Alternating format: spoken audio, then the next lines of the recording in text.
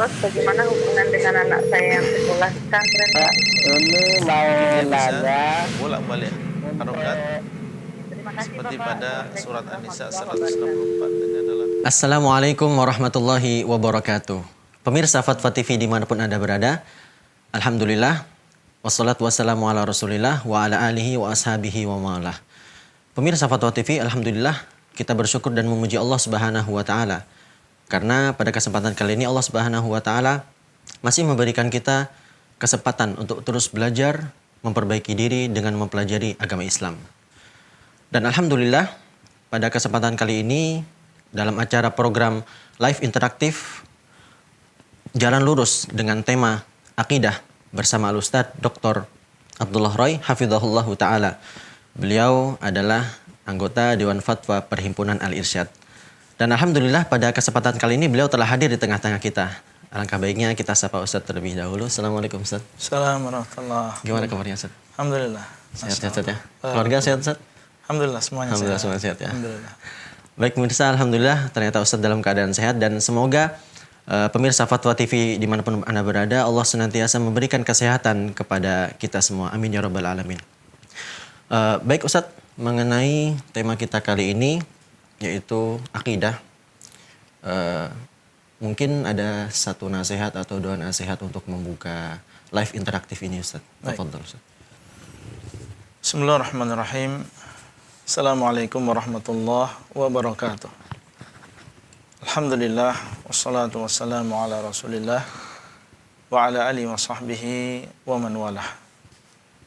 Alhamdulillah kita bersyukur kepada Allah Subhanahu wa taala sampai detik ini Allah Subhanahu wa taala masih memberikan kepada kita kenikmatan yang banyak dan tidak terhitung. Tentunya yang paling besar adalah kenikmatan Islam dan juga iman, hidup di atas akidah yang benar, dan juga kenikmatan-kenikmatan yang lain. Semoga Allah SWT menjadikan kita dan juga para pemirsa sekalian dimanapun berada menjadi orang-orang yang pandai bersyukur kepada Allah SWT. Kemudian pada kesempatan kali ini, sebelum kita masuk pada menjawab pertanyaan dari para pemirsa sekalian, tentunya tema yang akan saya bawakan di sini memang akidah saja ya. Iya, Ustadz, akidah. Bukan hanya hari ini saja, tapi insya Allah seterusnya. Yang berkaitan dengan Iya, akidah. berkaitan dengan akidah saja. Baik, Ustadz. Kalau memang di sana ada pertanyaan yang di luar akidah dan bisa dijawab, ya insya Allah kita jawab. Tapi asalnya adalah tentang masalah akidah. Kemudian mungkin satu poin saja yang ingin kita sampaikan di awal pertemuan kita kali ini. Tentunya masalah akidah ini adalah masalah yang paling penting di dalam agama kita. Dan dengan baiknya akidah maka akan memberi pengaruh pada yang lain.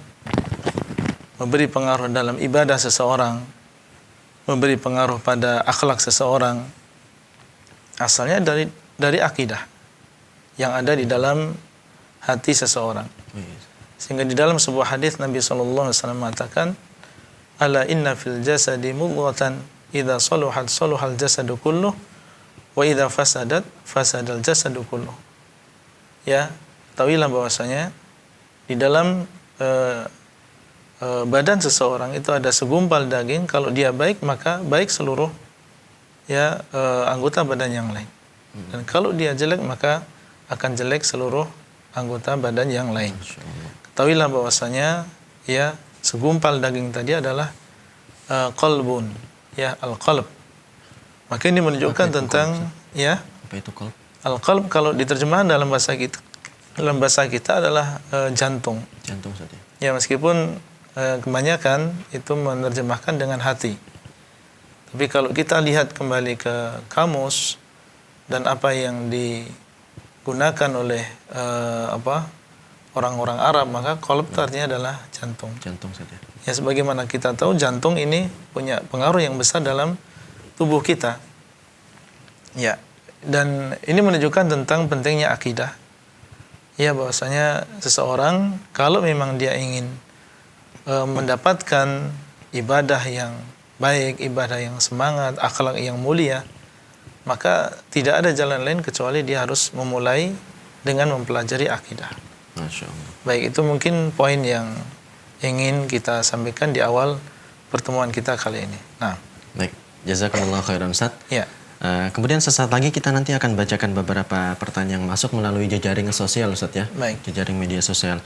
Akan tapi sebelumnya pemirsa Fatwa TV, kami ingin kembali mengingatkan bahwa kami telah membuka layanan interaktif. Jadi bagi Anda yang ingin bertanya langsung kepada Ustadz, bisa menghubungi kami di nomor 0331 544 6087.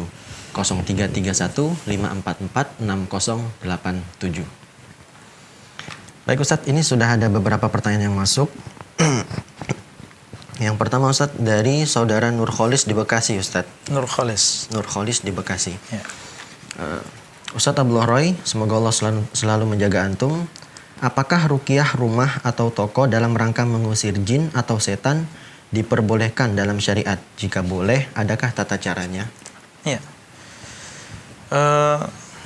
Pertanyaan tentang bolehkah seseorang meruqyah rumah atau toko untuk supaya jin yang tinggal di situ itu terusir dan menjauh dari rumah tersebut.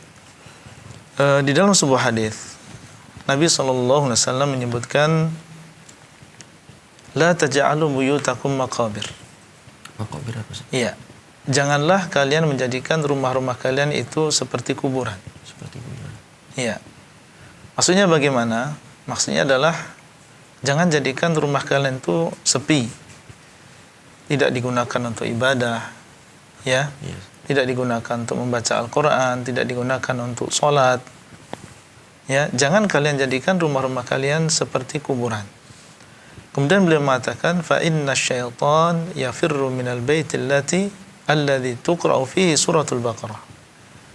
Karena sesungguhnya syaitan itu lari dari sebuah rumah yang dibacakan di dalamnya surat Al-Baqarah.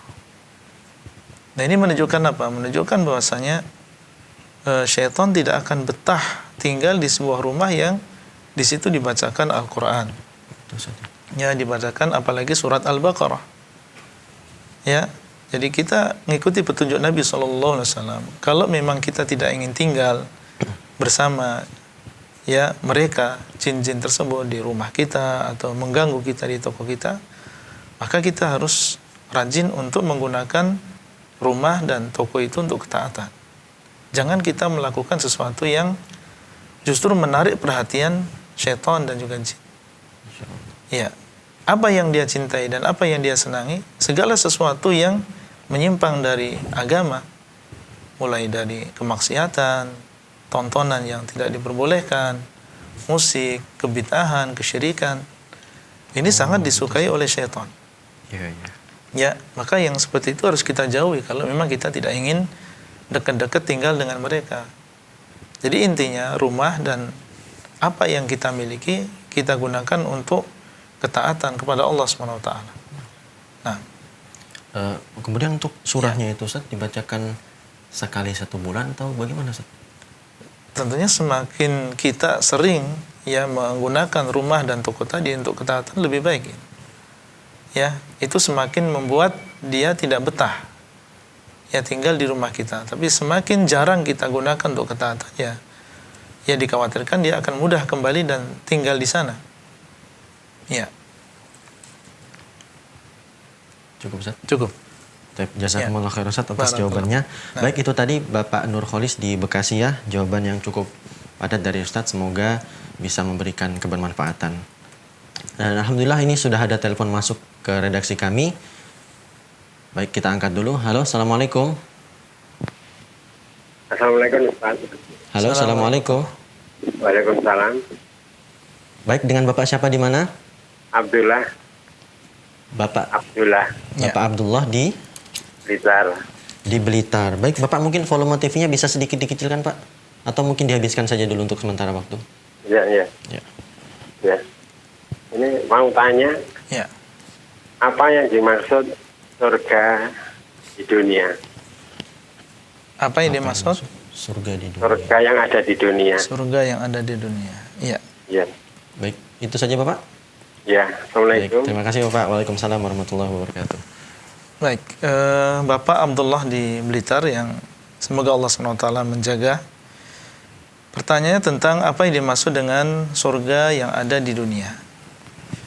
Maka yang dimaksud dengan surga yang ada di dunia adalah kenikmatan yang dirasakan oleh seorang yang beriman di dunia ini sebelum dia masuk ke alam akhirat. Karena Allah SWT menjanjikan pahala kebaikan bagi seorang mukmin di dunia sebelum di akhirat. Di akhirat sesuatu yang ma'ruf, masuk ke dalam surga, dijauhkan dari neraka. Adapun di dunia, maka Allah SWT akan memberikan kehidupan yang baik. Ya, yang Allah SWT sebutkan dalam Al-Quran, barang siapa yang beriman dan beramal soleh dari kalangan laki-laki maupun wanita, Allah menjanjikan akan menghidupkan mereka dengan kehidupan yang baik. Fala nuhyiyannahu hayatan thayyibah. Maka kami akan hidupkan dia dengan kehidupan yang thayyibah. Masyaallah. Kehidupan yang thayyibah, ya, sesuatu yang thayyib, ya, sesuatu yang baik adalah sesuatu yang selamat dari seluruh kejelekan. Ya, inilah yang dimaksud dengan kehidupan yang baik, kehidupan yang thayyibah. Dan bukan berarti kehidupan yang thayyibah, kehidupan yang kemudian isinya adalah, maksudnya adalah harta terus atau makan terus. Tidak. Ya, kehidupan thayyibah jangan dibayangkan seperti itu. Terkadang seseorang dia dalam keadaan dia tidak memiliki banyak uang, tidak memiliki banyak harta, tidak juga memiliki jabatan, tapi dia dalam keadaan yang sangat nikmat. Ya, jadi kehidupan yang thayyibah itu adalah kehidupan yang selamat dari berbagai keburukan, dari berbagai kejelekan. Bagaimana prakteknya? Terkadang seseorang benar dia mendapatkan kenikmatan dunia, ya, tapi seorang yang beriman dan juga beramal soleh, ketika dia mendapatkan kenikmatan dunia tadi, maka dia hadapi kenikmatan tadi dengan bersyukur kepada Allah SWT. Sehingga dengan bersyukur, kenikmatan dunia tadi akan dijaga dan ditambah bahkan oleh Allah SWT. Ya, dan dia merasa nikmat dan merasa nyaman dengan kenikmatan tadi.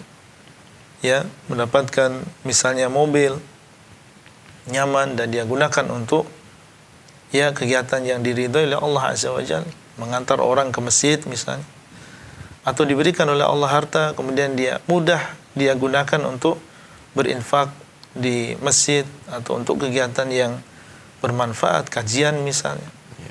Dia merasa nikmat mendapatkan harta tadi dan bisa menggunakan harta tadi di dalam perkara yang diridhoi oleh Allah Azza wa Jalla.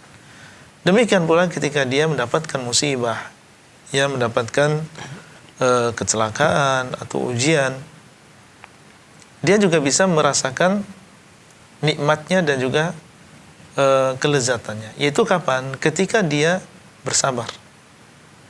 Ketika dia menyadari bahwasanya itu adalah takdir dari Allah. Ketika dia tahu bahwasanya di balik ya musibah tadi pasti di sana ada hikmah. Ya, diampuni dosanya, diangkat derajatnya. Nah, kehidupan yang seperti ini adalah kehidupan yang diinginkan oleh banyak manusia. Karena orang yang hidup tidak lepas dari musibah atau nikmat. Ketika dia mendapatkan musibah, dia bersabar. Ketika dia mendapatkan nikmat, dia bersyukur. Nah, inilah kenikmatan yang sebenarnya. Inilah surga dunia. Ya, dan disebutkan oleh Syekhul Islam Ibnu Taimiyah, inna fid dunya jannah. Man la yadkhuluha la yadkhul jannatal akhirah. Ya, sesungguhnya di dunia ini ada surga. Kata beliau, ada surga. Barang siapa yang tidak memasuki surga dunia, maka dia tidak akan memasuki surga akhirat. Nah, ini menunjukkan ya tentang pentingnya seseorang memperhatikan masalah ini. Bagaimana kita mendapatkan surga dunia tadi? Tidak ada cara lain kecuali iman dan juga amal soleh.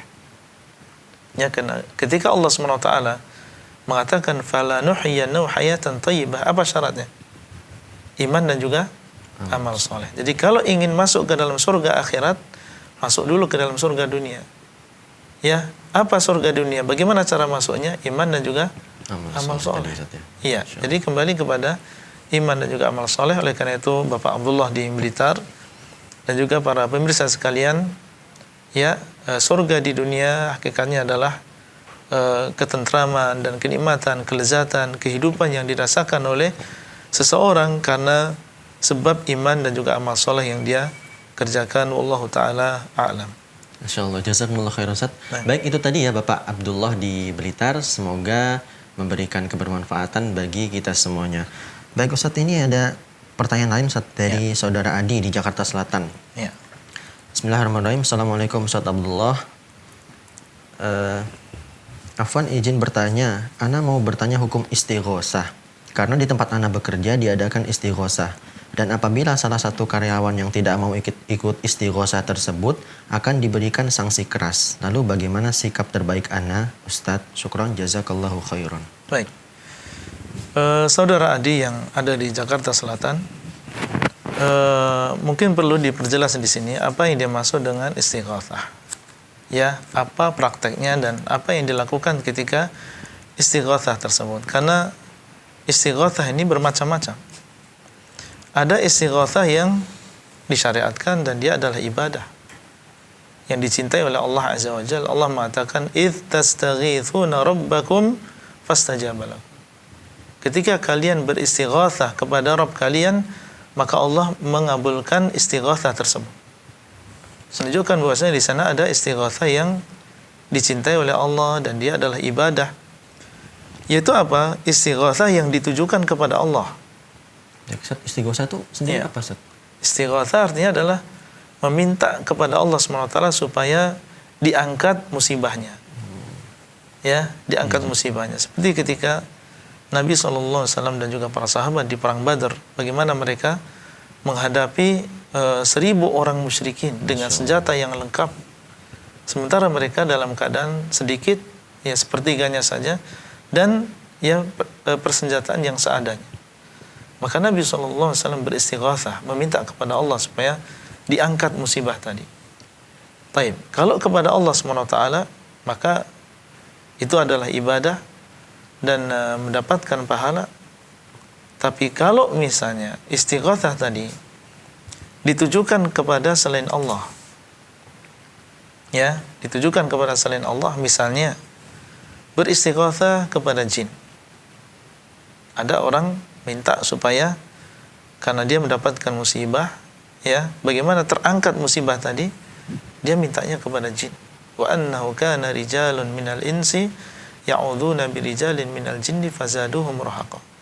Jin menceritakan adanya manusia atau sebagian manusia yang mereka meminta perlindungan kepada jin.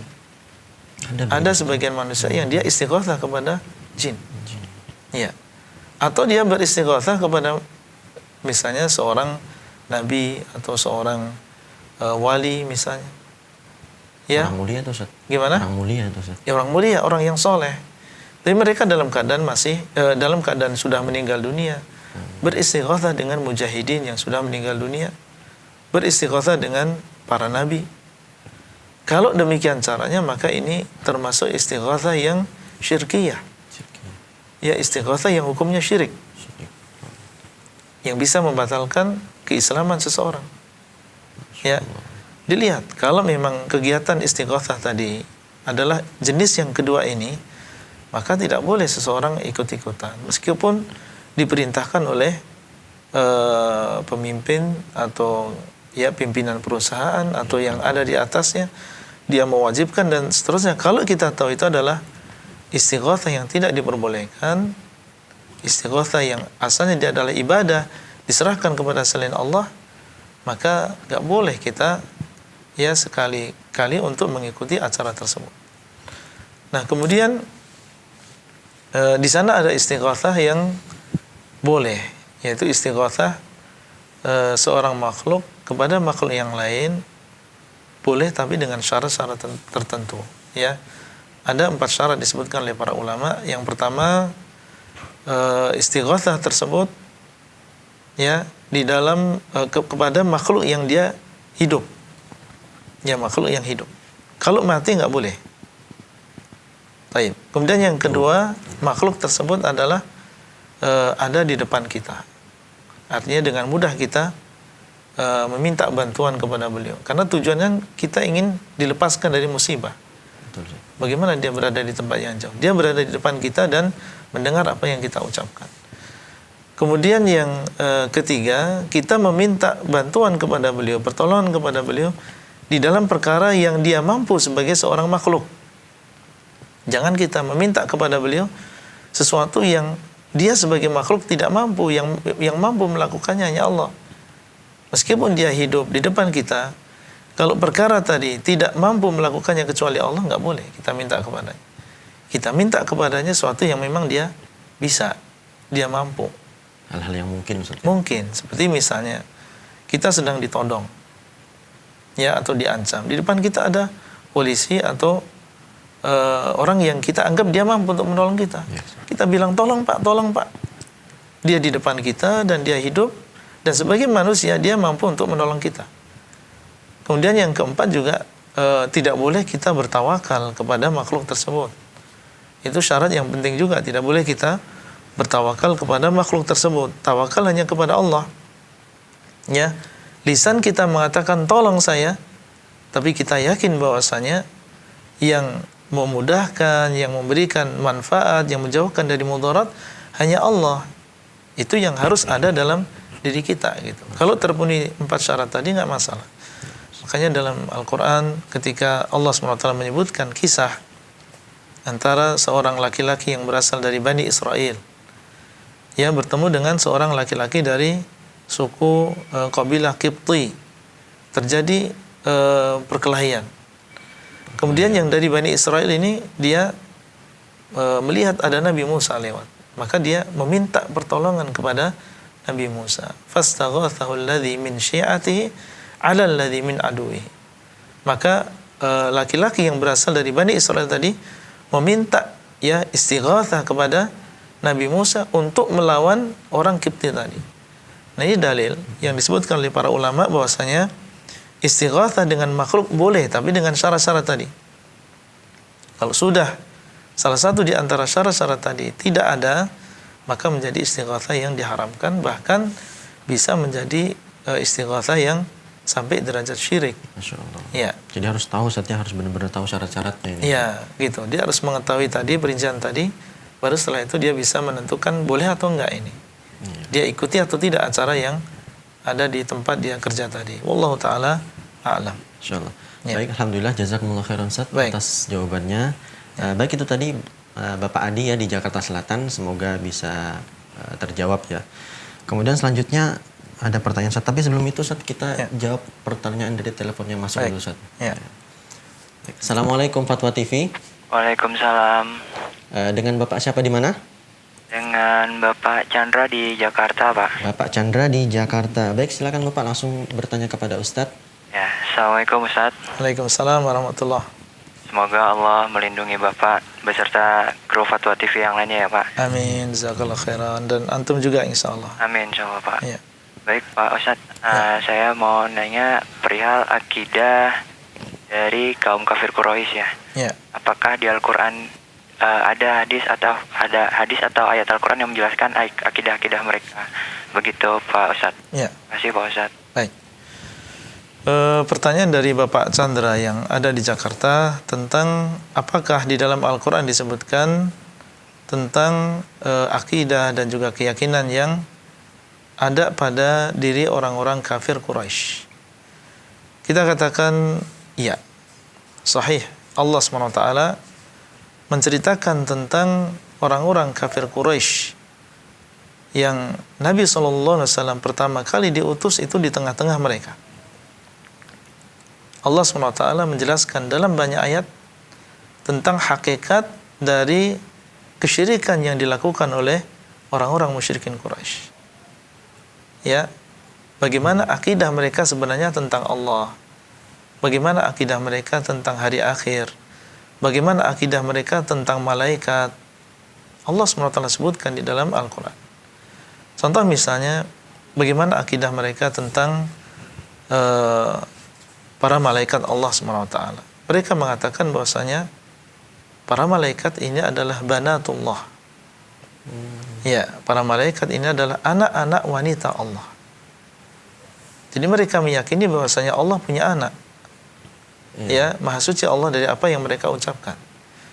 Dan mereka bukan orang yang pertama kali mengatakan bahwasanya Allah punya anak. Sebelum mereka, orang-orang musyrikin rata-rata meyakini Allah itu punya anak. Cuma beda-beda anaknya siapa. Bahkan orang Yahudi mengatakan Uzair adalah anak Allah. Orang Nasara mengatakan bahwa Isa adalah anak Allah. Allah mengatakan dalam Al-Quran, yudhahi'ul ladzina kafaru min qabl. Mereka ini menyerupai orang-orang kafir yang sudah datang sebelum mereka. Termasuk diantaranya macam satu yang mengatakan Allah punya anak. Banyak. Iya, rata-rata orang musyrikin demikian. Nah, ini dari sini kita tahu bahwa di antara akidah mereka adalah meyakini bahwasanya malaikat-malaikat adalah anak-anak wanita Allah Azza wa Jalla dan Maha Suci Allah dari apa yang mereka katakan.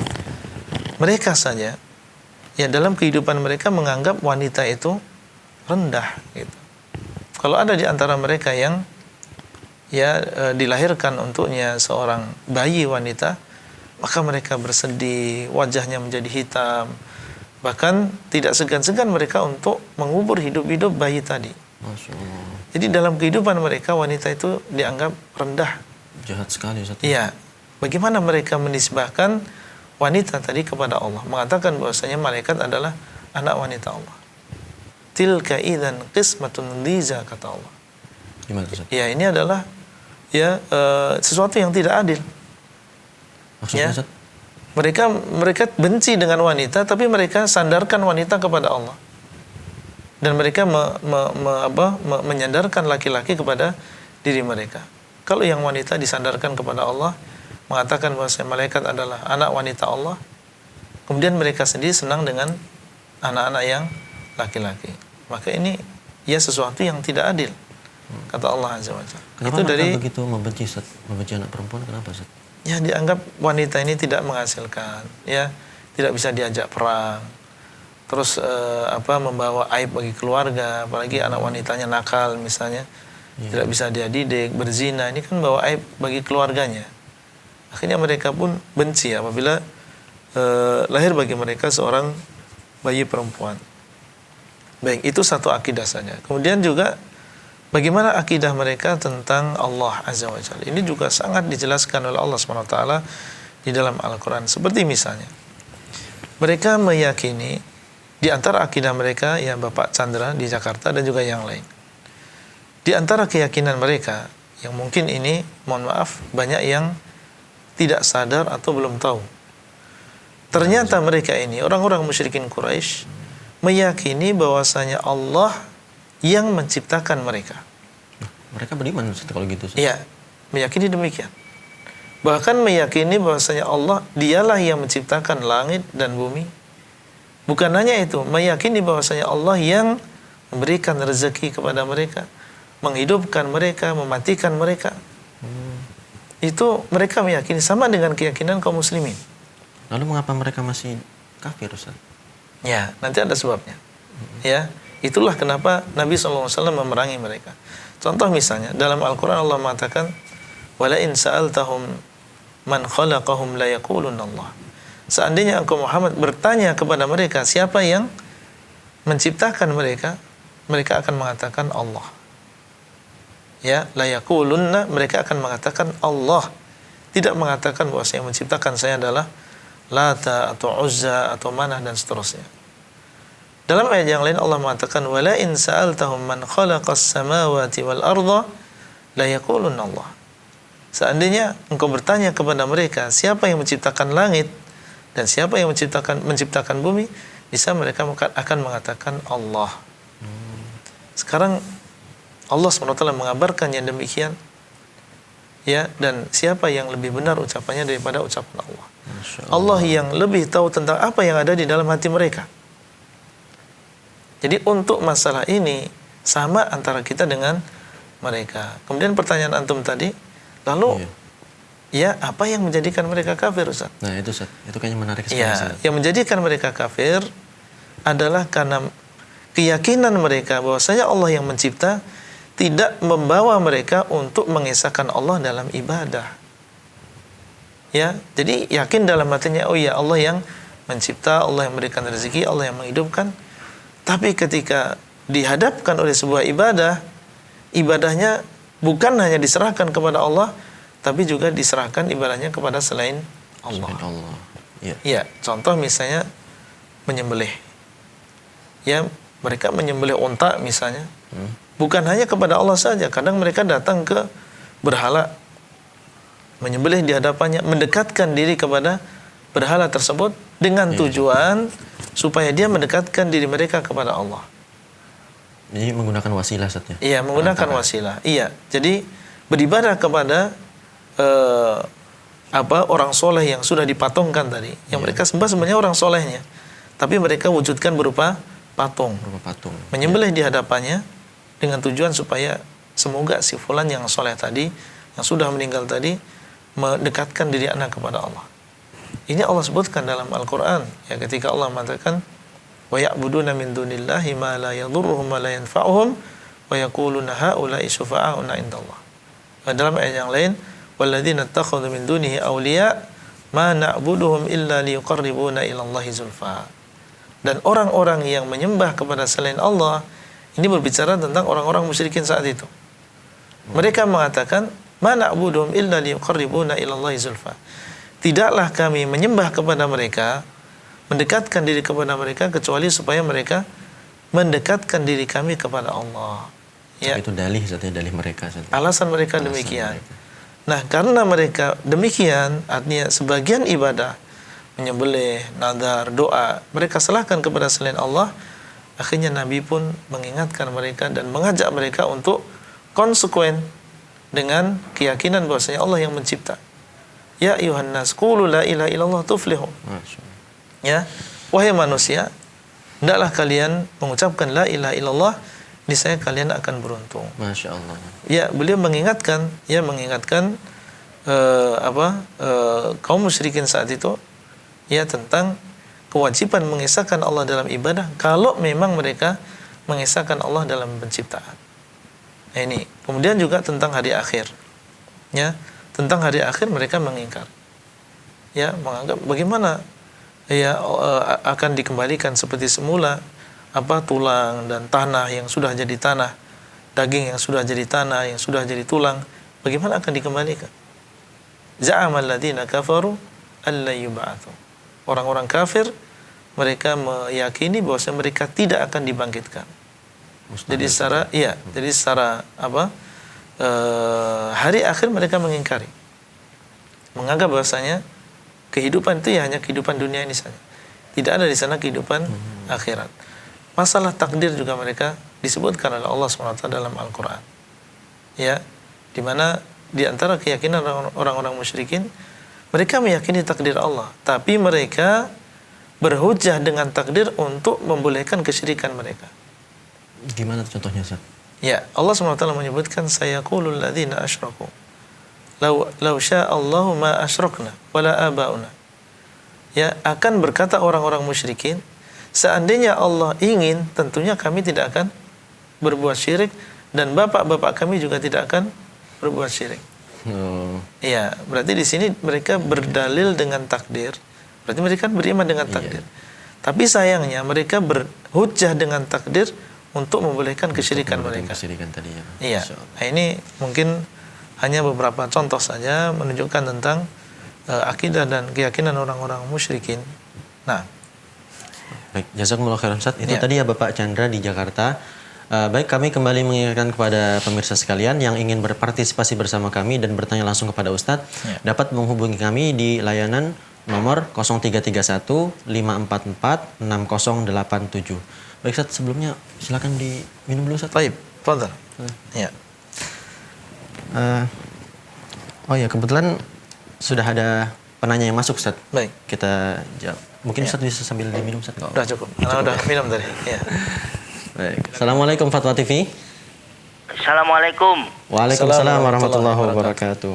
Dengan Bapak siapa di mana? Said dari Malang. Said dari Malang. Silakan langsung ditujukan kepada Ustadz Bapak Said. Ya, mau tanya tentang ini loh. Apa kalau misalnya orang sakit itu ya, Ya, kan biasanya disuruh minum obat gitu ya. ya, Terus yang nyuruh minum obat ini ngomongnya gini, Ustaz. ya, We sakit apa gitu, terus udah minum ini aja biar cepet sembuh gitu kan. ya. Nah, hal seperti ini tuh apakah menyalahi apa ya, akidah ya? Ya. Baik. Terus yang kedua, Satu saja mungkin Pak ya. satu saja ya. Satu saja, oke. Baik, ya, Ustadz ingin satu saja. Baik, itu ya Bapak Said. Semoga akan mendapatkan jawaban yang memuaskan dari Ustadz. Terima kasih. Jazakumullah khairan. Baik. Assalamualaikum warahmatullahi wabarakatuh. Baik Bapak Said di Malang yang dimuliakan oleh Allah. Apakah seseorang berobat ya pergi ke dokter dan yang semisalnya ini adalah termasuk menyelisih akidah ya bertentangan dengan tawakal dan seterusnya? Kita katakan tidak bertentangan. Ya, tidak bertentangan antara tawakal dengan meminum obat. Di dalam Islam ya Allah SWT telah menurunkan syariat ini dan mengabarkan kepada kita bahwasanya segala sesuatu sudah ditakdirkan oleh Allah Azza wa Jalla. Kehidupan dan juga kematian, sakit dan juga kesembuhan, ya, rezeki dan seterusnya, ini semuanya sudah ditakdirkan oleh Allah. Allah mengatakan inna kulla syai'in khalaqnahu biqadar. Sesungguhnya segala sesuatu kami ciptakan dengan takdir. Ya, dan Allah SWT mengabarkan ya kewajiban kita untuk bertawakal kepada Allah karena Dialah yang menentukan. Allah mengatakan wa 'alallahi fatawakkalu in kuntum mu'minin. Dan hanya kepada Allah hendaklah kalian bertawakal. Yaitu meyakini bahwasanya Allah SWT Dialah yang mendatangkan manfaat, menjauhkan mudarat. Maka harus diyakini oleh seorang muslim Allah saja yang melakukan itu semuanya. Dan di waktu yang sama Allah SWT menyuruh kita untuk mengambil sebab. Ya, benar bahwasanya rezeki sudah Allah tentukan. Bahkan ya 50.000 tahun sebelum Allah menciptakan langit dan juga bumi. Dan Allah SWT juga memerintahkan kita untuk mengambil sebab rezeki. Allah SWT mengatakan, wa idza qudiyatis shalatu fantashiru fil ard wabtaghu min fadlillah. Apabila sudah selesai salat Jumat, maka hendaklah kalian menyebar di permukaan bumi, yaitu untuk mencari keutamaan karunia dari Allah yang berupa rezeki. Bekerja saat ya. Bekerja dan seterusnya. Ya, dan Nabi SAW mengatakan la yahtatiba ahadukum hatbatan min hatabin azmatan min hatab thumma yabi'uha khairul lahu min ayyas 'alan nas ya u'tiya au muni'a au kama qala sallallahu alaihi wasallam. Ya, seseorang dia mencari kayu bakar, kemudian dia bawa dan dia jual ke pasar dan dia mendapatkan uang dari penjualan kayu bakar tadi, itu lebih baik baginya daripada dia meminta-minta kepada manusia.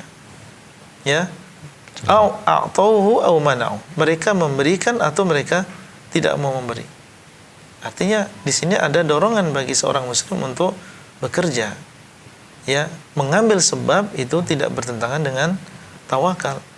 Karena seseorang ketika dia mengambil sebab, dia kerja misalnya jualan bakso. Ya, atau membuka restoran dan seterusnya. Dan di dalam hatinya ada keyakinan ana nggak mungkin dapat uang ini atau dapat rezeki kecuali Allah yang memberikan, Allah yang menggerakkan para pembeli tadi, Allah yang mendatangkan mereka. Ini nggak masalah. Ya, bertawakal kepada Allah dalam mendatangkan manfaat dan menghindari mudarat. Yang dipermasalahkan, yang tidak boleh, kalau mengambil sebab tadi dan tawakalnya kepada sebab tadi, ini yang nggak boleh. Ya, bertawakal dengan ya pengalaman ana sebagai seorang pedagang. karena posisi restoran ada di pinggir jalan atau di tempat yang strategis, kemudian dia bertawakalnya kepada sebab-sebab yang zahir tadi, ini yang nggak boleh. Termasuk diantaranya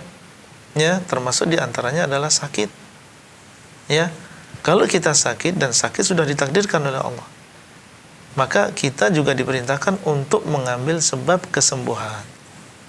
Ya, suruh mengambil sebab kesembuhan. Cara minum obat tadi Ustaz ya? Ya, minum obat, pergi ke dokter. Ya, maka dalam sebuah hadis Nabi SAW mengatakan, ibadallah tadawaw. Ya ibadallah tadawaw. Wahai hamba-hamba Allah. Ya, dipanggil di sini hamba-hamba Allah, orang yang taat dan tekun beribadah kepada Allah, beriman dan beramal soleh. Wahai hamba-hamba Allah, tadawaw, hendaklah kalian berobat. Artinya suruh minum obat, suruh pergi ke tabib, ke dokter. Wala tadawaw biharam, tapi janganlah kalian berobat dengan sesuatu yang diharamkan. Ya, seperti apa itu Ustaz? Contohnya gimana? Haram. Ya, misalnya berobat dengan makanan yang diharamkan di dalam agama Islam. Ya, dengan dalil ini adalah obat misalnya. Babi misalnya atau anjing, ya, dengan dalil ini adalah obat misalnya. Iya, Yakin bahwasanya Allah SWT menyediakan untuk kita obat yang halal. Wala tadawu biharam. Janganlah kalian berobat dengan sesuatu yang diharamkan, atau contohnya berobat dengan sihir. Ya, berobat dengan yang dinamakan pengobatan alternatif, tapi ternyata di situ praktek kesyirikan misalnya. Ini nggak boleh. Jadi ini tidak bertentangan dengan tawakal sama sekali. Jadi kita datang ke dokter, dikasih obat, yakin Pak bahwasanya obat ini hanya sekedar sebab. Kadang Allah sembuhkan kita dengan sebab obat tadi, dan kadang nggak Allah sembuhkan. Ini semuanya kembali kepada Allah. Satu obat sama jenisnya, kadarnya sama. Orang yang meminumnya sama penyakitnya.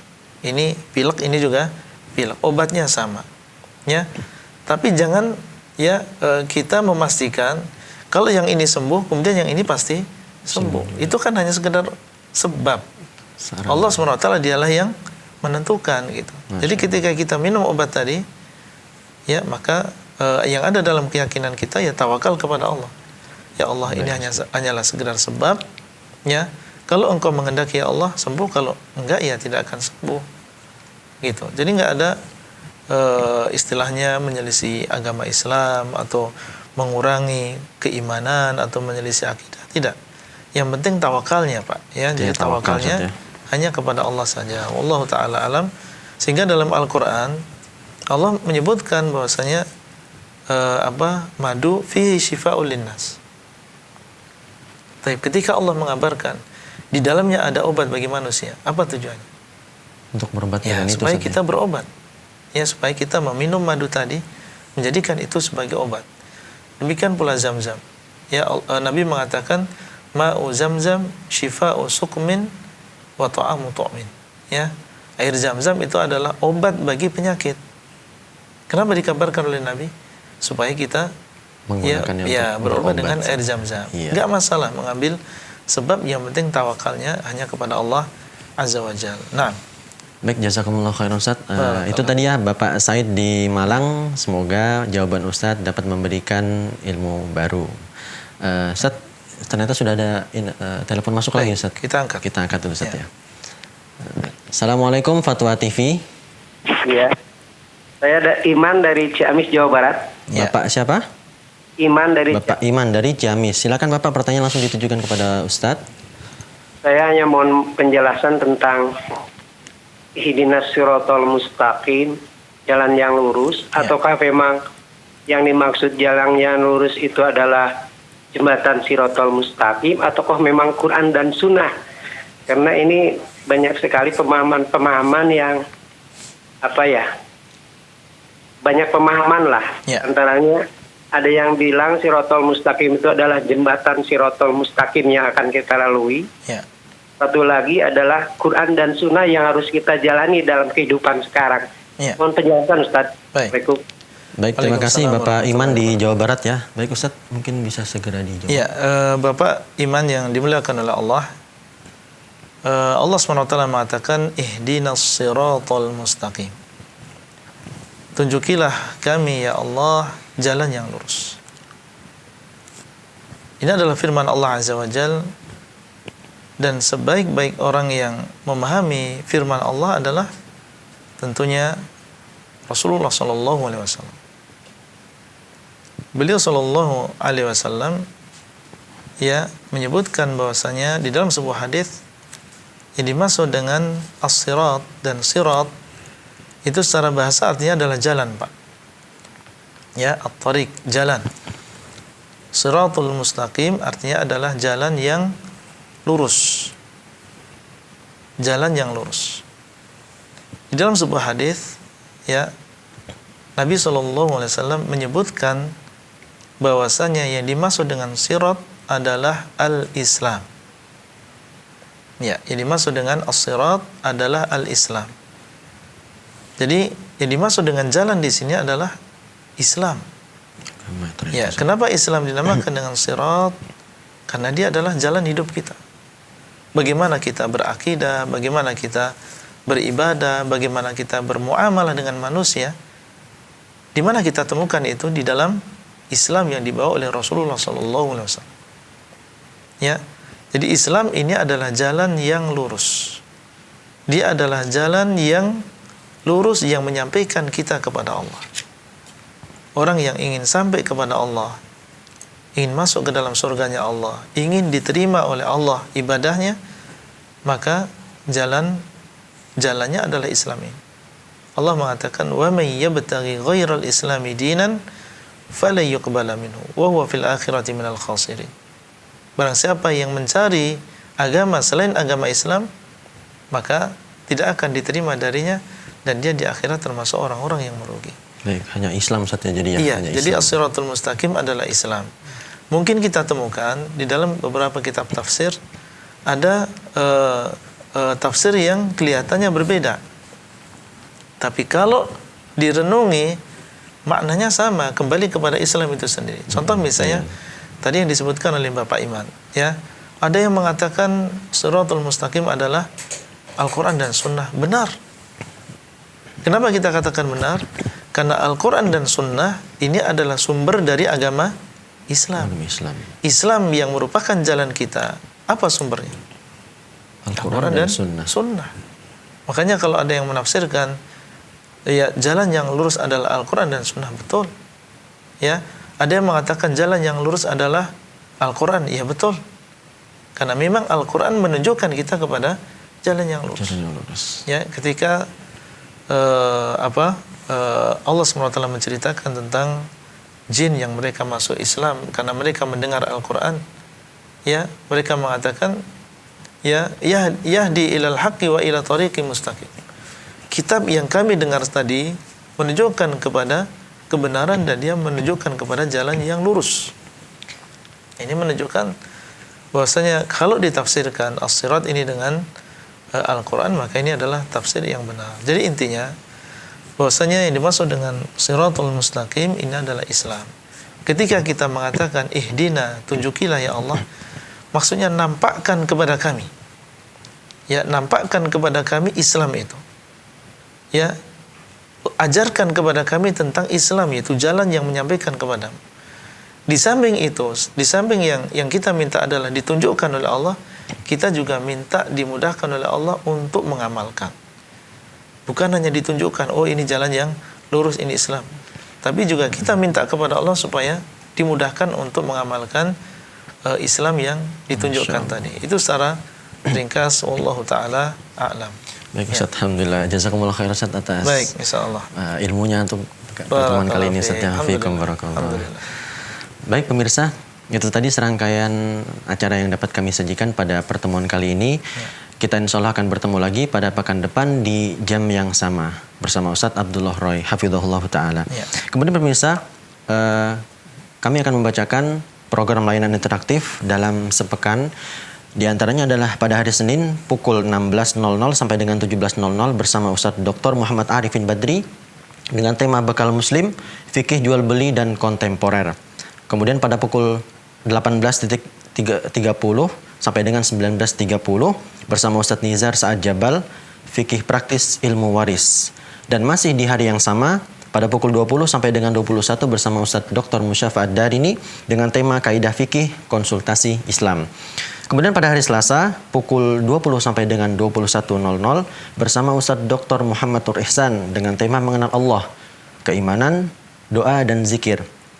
Kemudian di hari Rabu, pukul 16 sampai dengan 17.00 bersama Ustadz Anas Burhanuddin dengan tema Fikih Ibadah. Dan di hari yang sama pada pukul 20.00 sampai dengan 21.00 bersama Ustadz Dr. Syafiq Riza Hasan Basalamah dengan tema Konsultasi Keluarga. Kemudian di hari Kamis pukul 20 sampai dengan 21 bersama Al-Ustadz Dr. Abdullah Roy dengan tema Jalan Lurus Akidah. Kemudian yang terakhir di hari Jumat pada pukul 17 sampai dengan 18 bersama Ustadz Dr. Erwandi Tarmidhi dengan tema Harta Haram Muamalah Kontemporer. Baik pemirsa Fatwa TV dimanapun Anda berada, semoga apa yang telah disampaikan Al-Ustadz Dr. Abdullah Roy Hafizahullah Ta'ala dapat mendatangkan kebermanfaatan bagi kita semuanya. Mewakili segenap kerabat kerja yang bertugas, kami pamit undur diri. Mohon maaf bila ada salah-salah kata. Subhanakallahumma wa bihamdik asyhadu an la ilaha illa anta astaghfiruka wa atubu ilaik. Wassalamualaikum warahmatullahi wabarakatuh. Waalaikumsalam warahmatullahi wabarakatuh. Ya Allah. Terus bagaimana hubungan dengan anak saya yang sekolah pesantren? Pak? Ini mau nanya Bolak-balik harokat Terima kasih seperti Bapak. pada surat An-Nisa 164.